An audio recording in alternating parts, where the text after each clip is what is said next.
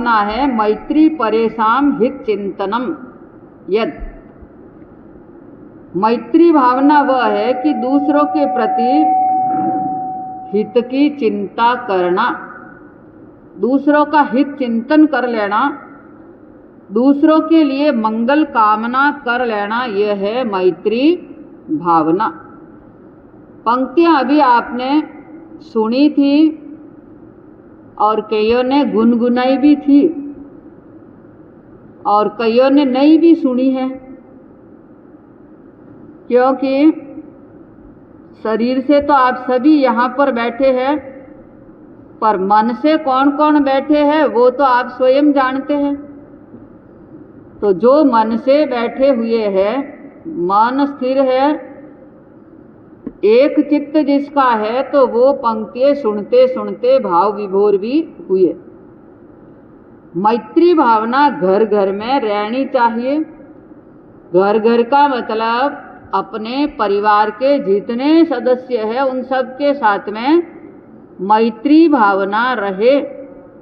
किसी के प्रति ऐसा विचार नहीं रहे कि ये मेरा है, ये उनका है, इनका हित करना मेरा काम नहीं है, उनका करना मेरा काम है, ऐसा विचार नहीं करें।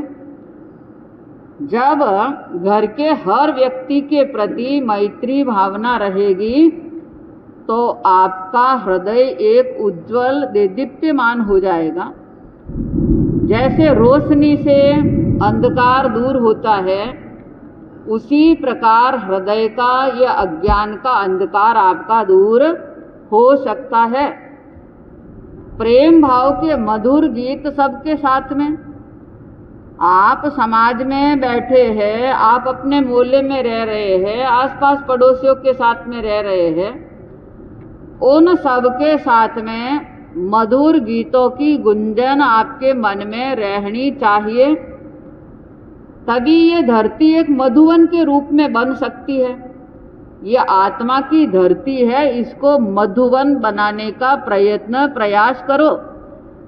कोई भी उद्यान में जाते हैं, भीनी भीनी सुगंध आती है, भौरे इधर उधर घूमते हैं तो आपका मन कितना आह्लादित हो जाता है कि ये वातावरण बहुत अच्छा है, और बार बार ऐसे स्थान पर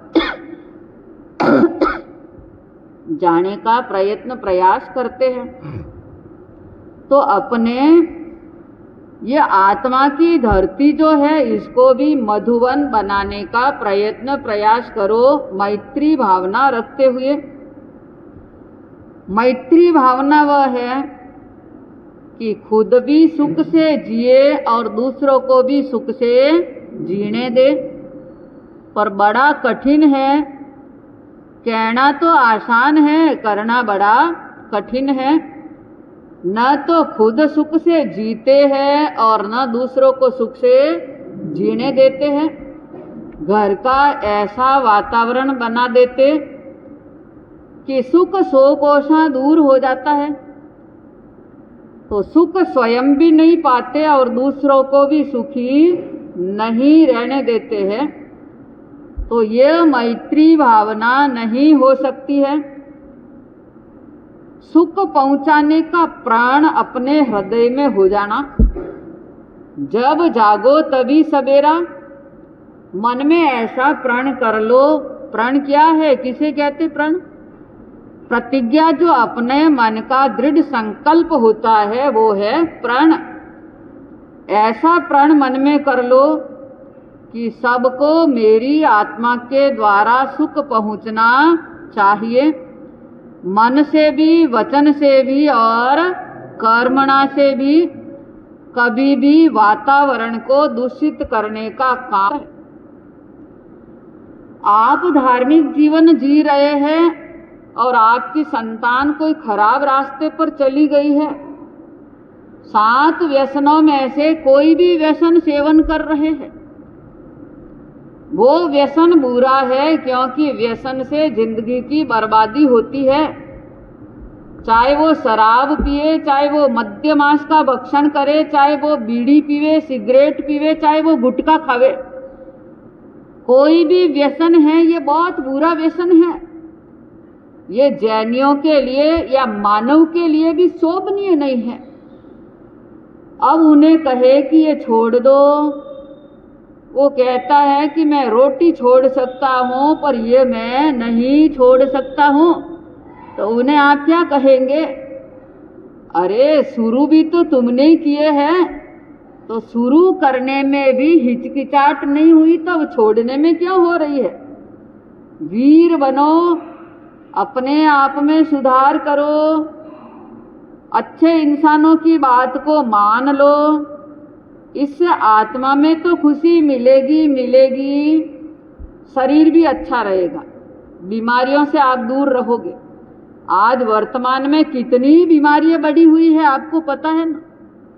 इतनी इतनी बीमारियां है, निमंत्रण खुद ही देता है, खान पान की मर्यादा नहीं रहती है तो शरीर में बीमारियां बढ़ जाती है।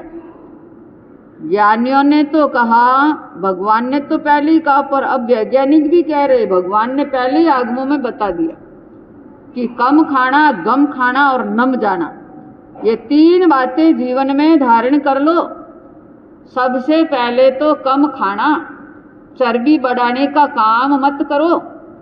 ये नहीं कि आप ज़्यादा खाओगे तभी आपके शरीर में ताकत रहेगी, ऐसा नहीं है। आप खुद अनुभव करोगे इस प्रकार से।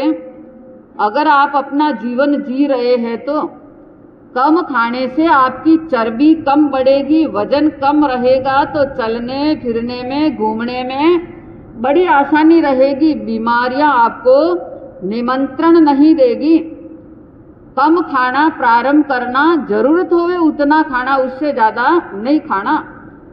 एक हिस्सा खाया, एक हिस्सा पानी के लिए, एक हिस्सा हवा के लिए, पेट में इतनी जगह छोड़ दो। ये नहीं कि खाने के बाद में आप इधर उधर घूम भी नहीं सकते हो, फिर भी नहीं सकते हो।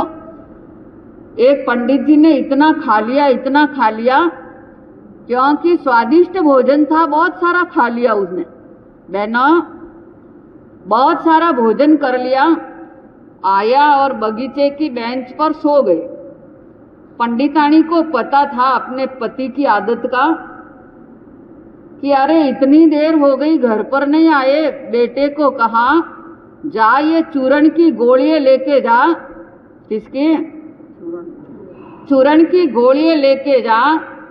तेरे पापा कहीं पर इधर उधर बैठे होंगे, सो रहे होंगे, क्योंकि मुझे पता है वो जरूरत से ज़्यादा खाने वाले हैं, इसलिए ये देना तो वो घर पर आसानी से आ जाएंगे। बेटा गया, देखा तो बगीचे में बेंच पर सोए हुए हैं। उसने हिलाया, अरे पिताजी उठो उठो, माँ ने आपके लिए चूर्ण भेजा है, ये चूर्ण खा लो, भोजन हजम हो जाएगा। तो पंडित जी ने कहा, अरे मूर्ख, तेरे को इतना पता नहीं, ये चूर्ण खावे जितनी जगह मेरे पेट में होती तो मैं 4 लड्डू ज़्यादा ही खा लेता ना। 4 लड्डू ज़्यादा ही खा लेता, तो वो अपने शरीर को ठीक नहीं रख सकते हैं। कम खाओ, गम खाओ।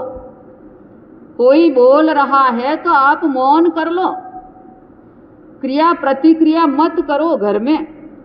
अगर आप बड़ों से भी क्रिया प्रतिक्रिया करेंगे तो आपके पीछे छोटे हैं वो भी ऐसे ही सीखेंगे और आपको खुद को नुकसान होगा, क्योंकि गम नहीं खाएंगे तो आपके शरीर में बीमारियां बढ़ जाएगी। ये हाइपरटेंशन होता है, शुगर होती है, जितनी जितनी बीमारियां हो रही है किससे होती है?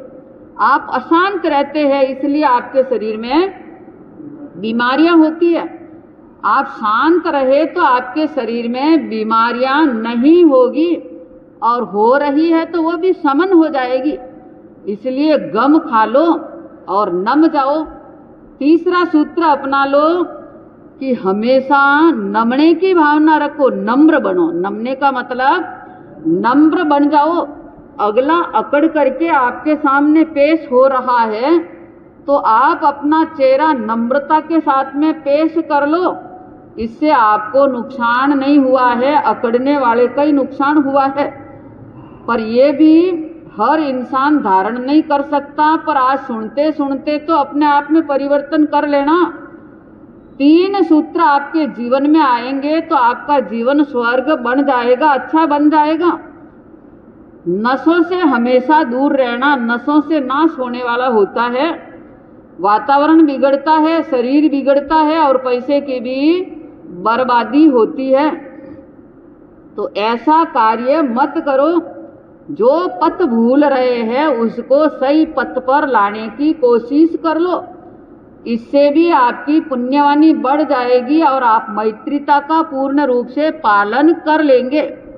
मैत्री भावना यही तो है कि भूले हुए को अच्छे मार्ग पर लाने का प्रेम प्यार से प्रयत्न करो, प्रयास करो और उसमें सुधार करने की कोशिश कर लो। अगर ये पथ दर्शा देंगे तो धर्म भावना हर दिल में भरी हुई रहेगी। धर्म भावना क्या होती है? किसी का सुधार करना, यही तो एक धर्म भावना है। वही हमारे गुरुजन हैं, वही हमारे गुणज्ञ है, वही हमारे लिए बड़े हैं। जो आपके जीवन में सुधार करे उनका अनंत उपकार मानो, हमेशा उनके प्रति कृतज्ञ रहो और जो खराब आदतें हैं छोड़ दी है उसको कभी भी वापस अपनाने की कोशिश मत करो। ऐसा दृढ़ संकल्प मन में धारण कर लो। मैत्री भाव का परिचय दे करके, मैत्री भाव जगत में मेरा सब जीवों से, पढ़ते हैं मेरी भावना कि ऐसे विचार मेरे मन में बने हुए रहे तो कोई आपका दुश्मन नहीं हो सकता है। कर्म बंधन भी आपका कम हो जाएगा और सभी जगह आप मान सम्मान को भी प्राप्त कर सकोगे। परिवार में भी, समाज में भी और देश में भी, नगर में भी, सब जगह आप अपने अच्छे बन सकते हैं। तो ऐसा सचिंतन आज पर्वाधिराज पर्युषण के 3 दिवस में आप सभी कर लेना कि आपके मन में अच्छे विचार रहने चाहिए। मैत्री भावना, जैसे पारसनाथ भगवान ने कमठ के साथ में 10 भवों के साथ मैत्री भावना निभाई। कमठ क्रूर प्रकृति का था और मरुभूति दोनों भाई थे, पर वो उग्र प्रकृति का था, पर उन्होंने मैत्री भावना छोड़ी नहीं। और नेम राजुल, वो भी 9 भवों की प्रीति एक साथ में निभाई, मैत्री भावना रही और स्वयं मोक्ष में पधारे और राजुल भी मोक्ष का वर्ण कर दिया। ऐसा मैत्री भाव प्राणी मात्र के प्रति रहे तो ये कर्म बंधन हल्के हो सकते हैं। तो आज पर्वाधिराज पर्युषण के 3 दिवस में आप सभी चिंतन करना, मनन करना कि विगत इन महीनों में कितनों के साथ में दुश्मनता पाली है और कितनों के हित चिंतन वाले बने हैं, कितनों के जीवन को अच्छा बनाने का प्रयत्न प्रयास किया है। अगर ऐसे किसी में भूल हुई है तो सायंकालीन प्रतिक्रमण करते करते मिथ्या दुष्कृत दे करके अपने जीवन को धन्य बनाने का प्रयत्न प्रयास कर लेना और पर्वाधिराज पर्युषण के दिनों को सफल बनाने का प्रयास। अन्य आगमों में, अन्य स्थानों में, अन्य धार्मिक ग्रंथों में जो वर्णन आया वो आप जानते हैं कि अरिष्टनेमि कुमार जो हैं वो सौरीपुर के राजा, समुद्र विजय की रानी शिवा देवी की कुक्षी से उनका जन्म हुआ और अतुल बली तीर्थंकर होते हैं। यहाँ तक कहा जाता है कि तीर्थंकरों में शक्रेंद्र से भी 1000 गुना ज्यादा बल होता है।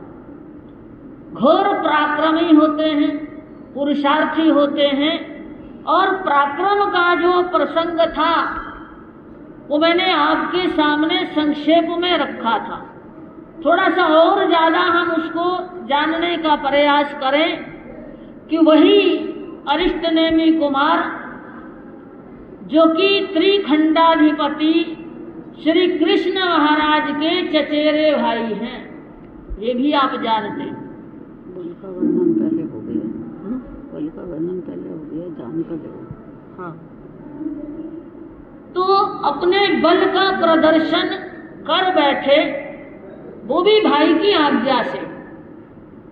किया उन्होंने, क्योंकि जब अयोध्यशाला में जो श्री कृष्ण महाराज का शंख था उसको उन्होंने दूर से ही फूंक मार के बजा दिया था, जिसकी ध्वनि पूरे राज्य में गुंजायमान हुई, महलों में भी गई आवाज। श्री कृष्ण अपने सिंहासन से उठ खड़े हुए कि ये मेरे से ज्यादा अतुल बली कौन हो गया है जो इस पांचजन्य शंख को फूंक मार सकता है, बजा सकता है।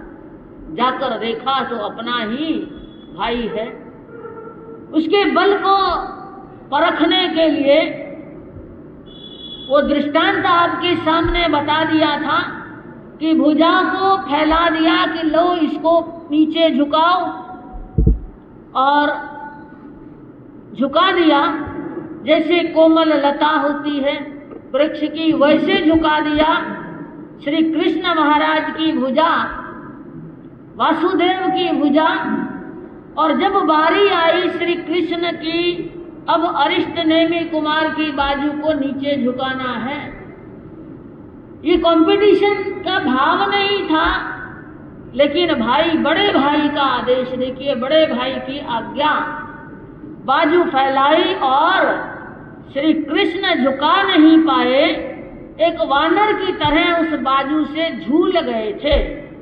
और सभी जो हैं वो गोपाल जो देख रहे थे, गोवालाएं दो गोपियां देख रही थी, वो सभी जो हैं ताली बजाकर हंसने लग गए।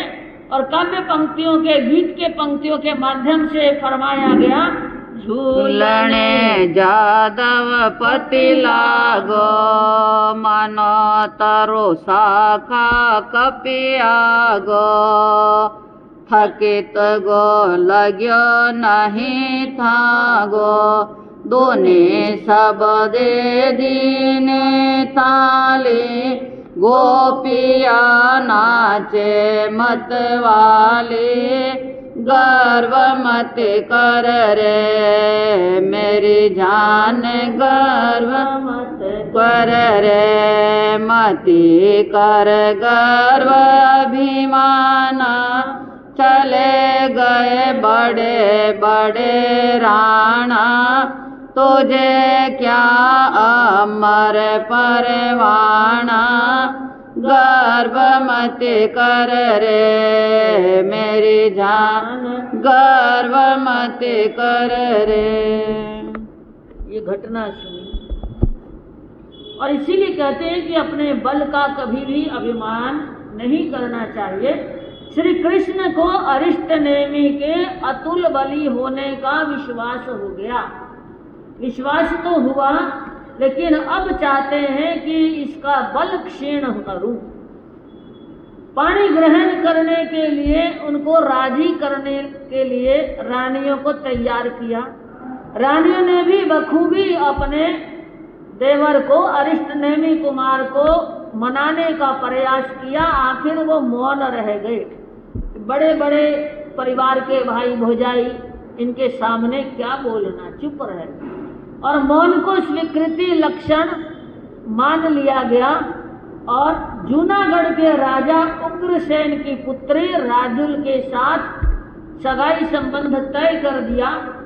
और वो शाही बारात जिसमें 56 कोटि यादव, आजकल का तरीका नहीं है कि दोनों पक्ष बैठ जाएं, वर वाले वधू वाले आपस में सेटलमेंट कर लेते हैं कि 100 हमारे आएंगे, 100 तुम्हारे आएंगे, कितने कितने आएंगे, एक ही जगह कार्यक्रम कर लेते हैं और खर्चा भी आधा आधा, टाइम बचा, खर्चा बचा। ये सब जो है ये आजकल की सोच है, लेकिन उस समय की वो बारात देखिए, 56 कोटि यादव जिसमें है। और बारात का नजारा क्या था, मतवारे मतवारे रे जान जादोवारे, मतवारे मतवारे रे जान जादोवारे, मतवारे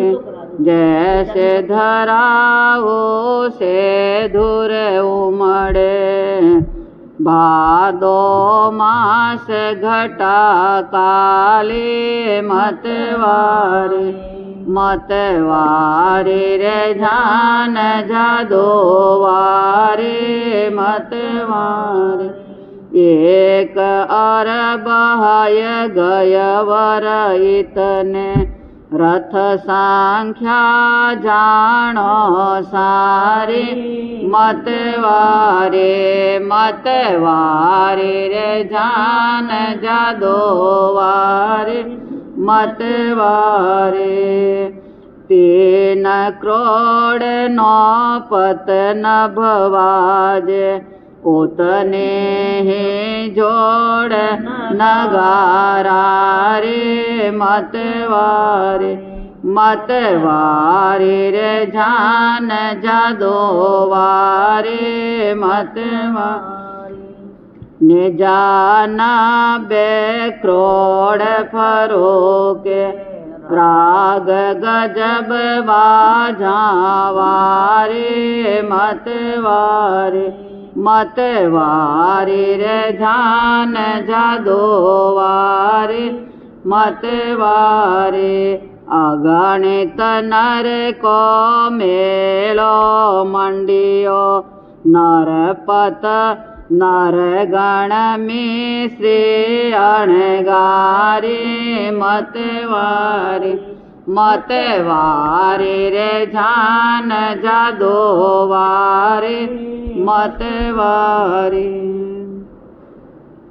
बारात रवाना हुई जूनागढ़ के लिए। यादवों की बारात, अनेक अनेक राजा मुकुटधारी बाराती के रूप में साथ में गए।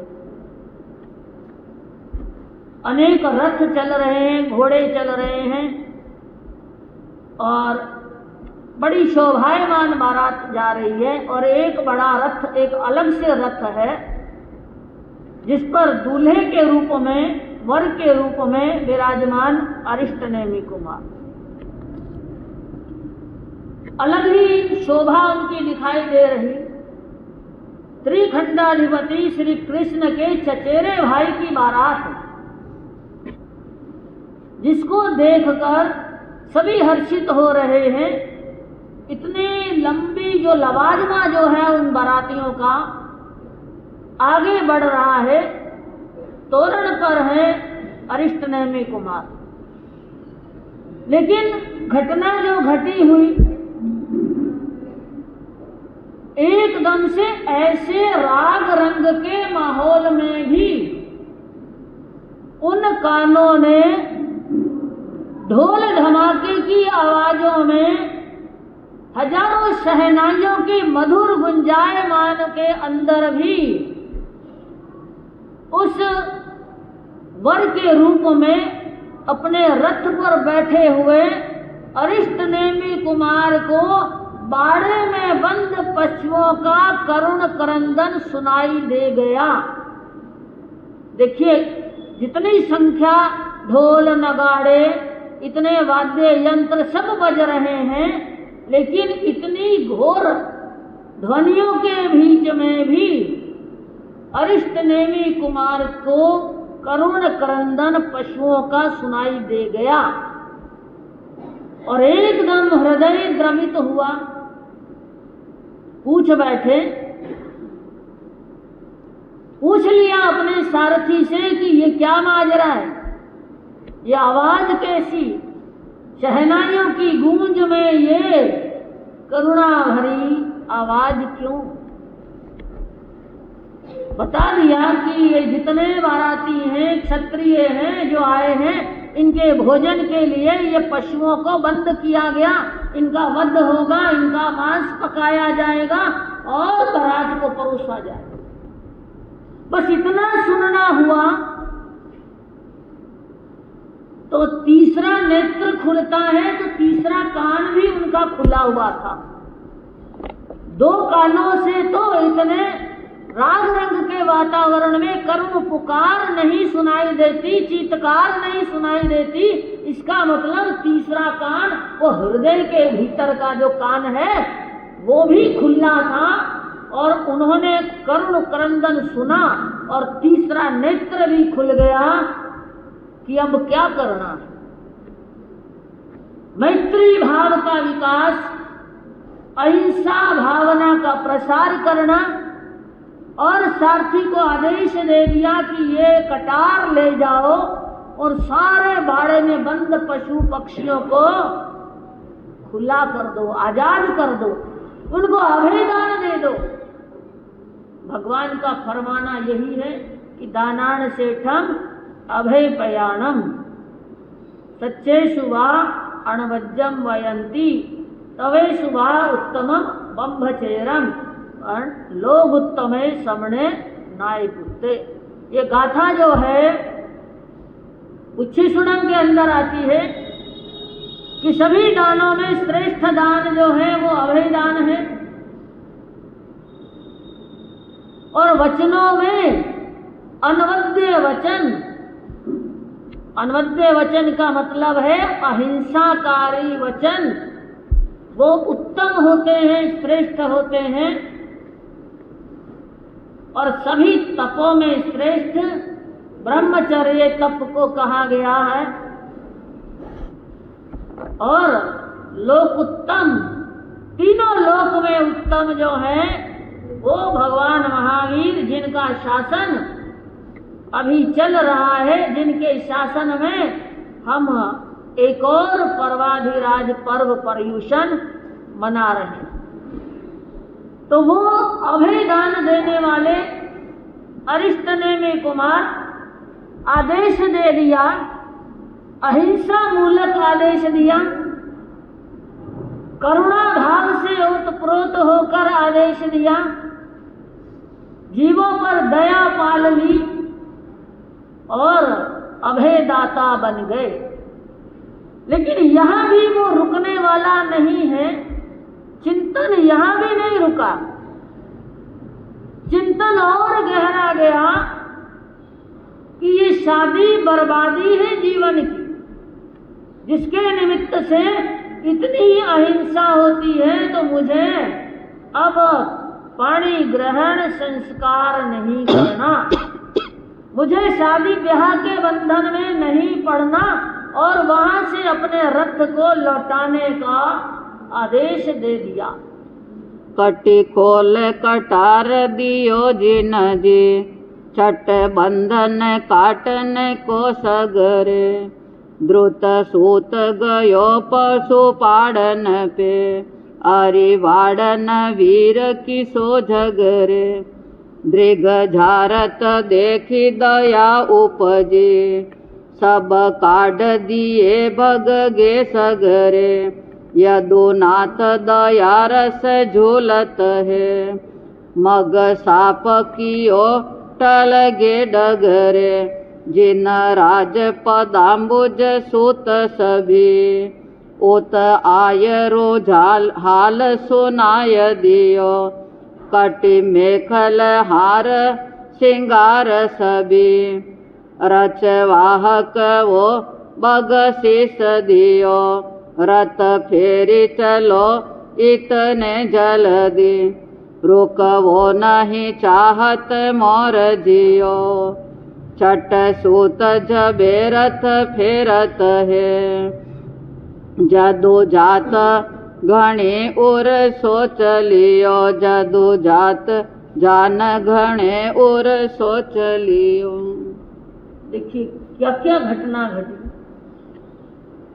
अपनी कटारी सारथी को देकर पशुओं के बंधन काटे, और अब अपने बंधन के, कर्मों के बंधन काटने का भी ख्याल हो गया। अब परवाह नहीं है कि संयम जीवन में प्रवेश करूं तो राजूल का क्या होगा, ये चिंतन नहीं गया,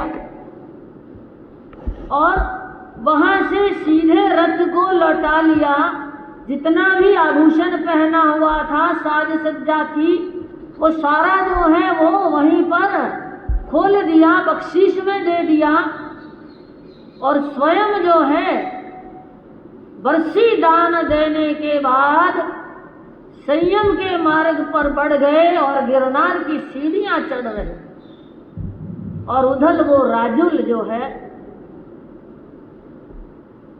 विवाह बंधन नहीं हुआ, लेकिन फिर भी परिवार वाले समझा रहे हैं कि अरिष्ट नेमी कुमार लौट गए, आप राजकुमारी हैं, सैकड़ों राजकुमार जो हैं वो आपके साथ पानी ग्रहण करने को तत्पर हो जाएंगे, तैयार बैठे हैं, आप किसी दूसरे का वर्ण कर लेना। लेकिन वो भारतीय संस्कृति का गौरव, वो राजुल अपने चिंतन में सोचते हुए समझते हुए कि भवों भवों की जो प्रीत है जो निभाती आ रही है, इस भव में भी जिसको एक बार अपने हृदय के सिंहासन पर बिठा लिया, अब उस स्थान पर कोई और आसीन नहीं हो सकता है।